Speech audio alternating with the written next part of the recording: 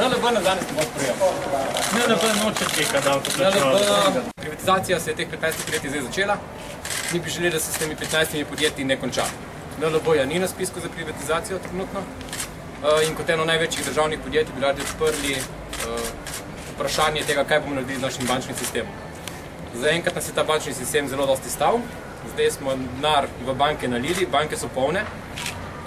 Skrb, ki jo imamo mi, je ta, da se bo z druge strani trga kmalu začelo spet pritiskati na banko, komu in kaj naj odobri kredite in v kakšnih zneskih. Zato smo želeli solidarnostno NLB-ju povedati, da sočustvujemo z njimi, ker vemo, da še vedno niso svobodni, da so še vedno pod objemom države, da jim želimo, da se čim prej iz tega objema zvijejo, zato da bodo lahko začeli poslovati na trgu, normalno kot ostale banke, ne pa po diktatu politike in nekih lobijev, ki zadaj vlečejo štrike.